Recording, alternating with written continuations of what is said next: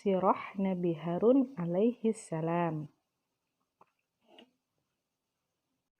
Assalamualaikum warahmatullahi wabarakatuh. Hai solih-solihah, berjumpa lagi dengan Ustazah Lita. Alhamdulillah ya, hari ini Jumat lagi dan kita kembali akan menyimak sirah Nabi.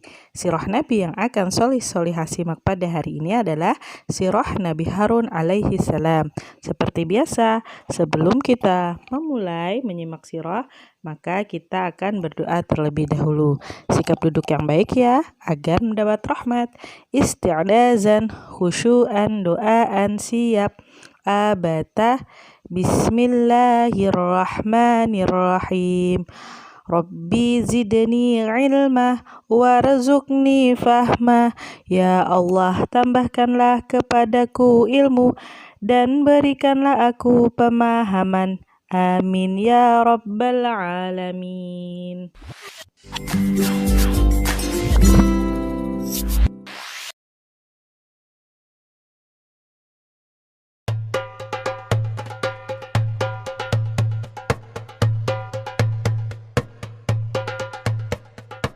Nabi Harun alaihi salam adalah kakak kandung dari Nabi Musa alaihi salam. Kisah Nabi Harun menurut Al-Quran selalu disebut bersamaan dengan kisah Nabi Musa.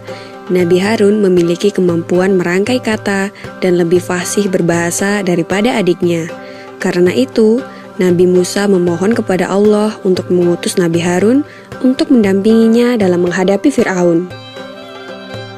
Setelah Nabi Harun dan Nabi Musa berhasil mengeluarkan kaumnya dari Mesir, kini tibalah saatnya Nabi Musa untuk menerima wahyu lagi dari Allah Subhanahu wa Ta'ala. Nabi Musa memerintahkan Nabi Harun agar menjaga umatnya, jangan sampai mereka menjadi tersesat. Nabi Musa lalu pergi ke Bukit Sinai untuk berkhalwat dan berpuasa selama 40 hari.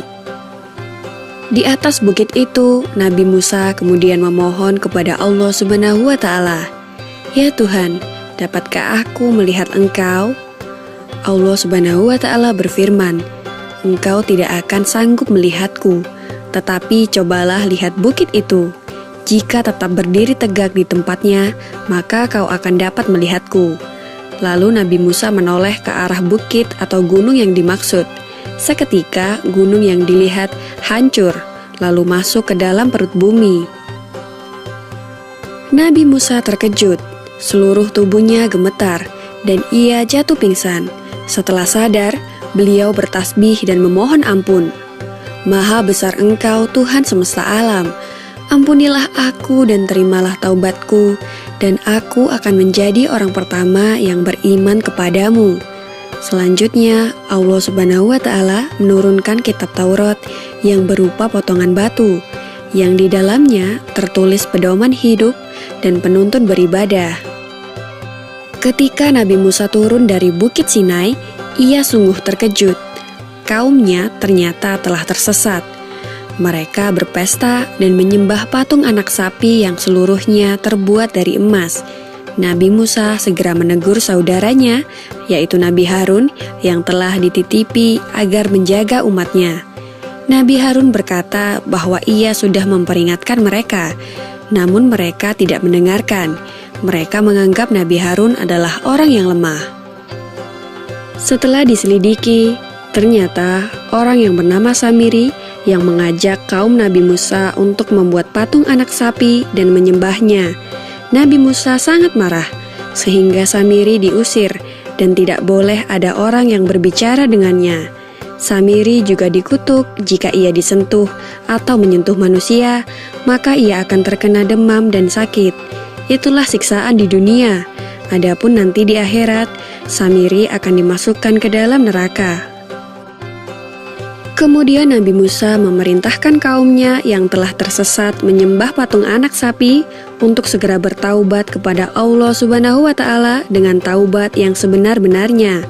70 orang di antara kaumnya diajak ke Bukit Sinai untuk memohonkan ampun mewakili kaumnya yang berdosa. Setibanya di atas bukit, datanglah awan tebal yang menutupi seluruh Bukit Sinai. Nabi Musa dan kaumnya masuk ke dalam awan itu dan mereka segera bersujud. Ketika bersujud, mereka mendengar percakapan Nabi Musa dengan Tuhannya. Pada saat itulah timbul keinginan di benak mereka untuk melihat Allah Subhanahu wa Ta'ala.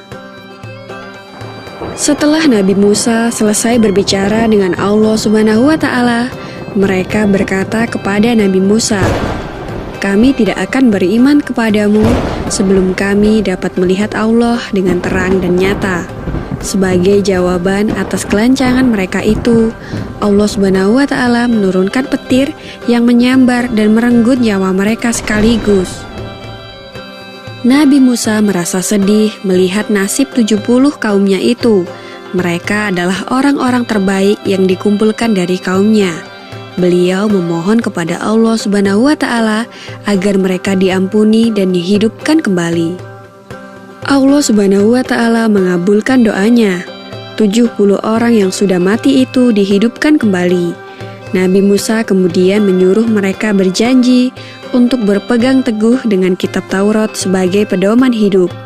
Nabi Musa juga mengingatkan kaumnya untuk selalu melaksanakan perintah Allah dan menjauhi segala larangannya.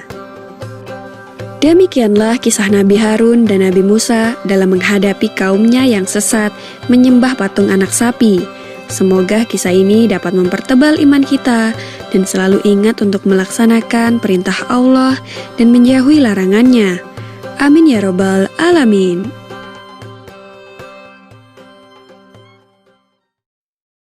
Alhamdulillah, Solih dan Solihah sudah menyimak sirah Nabi Harun alaihi salam. Ibrah yang dapat kita ambil adalah kita harus selalu mentaati perintah Allah dan menjauhi semua larangannya. Siap Solih Solihah? Baik, untuk mengakhiri sirah kita pada hari ini, mari kita bersama-sama membaca doa. Sikap berdoa, tangan diangkat, kepala ditundukkan, mata dipejamkan, hati dikusyukkan, berdoa mulai. Isti'dazan, khusyu'an, doaan siap. Abata, a'udzu billahi minasyaitonir rajim. Bismillahirrahmanirrahim.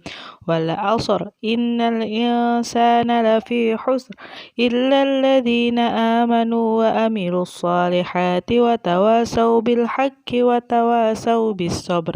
Subhanakallahumma wa bihamdika asyhadu an la ilaha illa anta astaghfiruka wa atubu ilaik. Walhamdulillahi rabbil alamin. Ustazah akhiri dengan mengucapkan Assalamualaikum warahmatullahi wabarakatuh. Ila liko, sampai berjumpa lagi insyaallah. Dadah Solih Solihah, ingat pesan Ustazah ya. Semoga kita selalu sehat.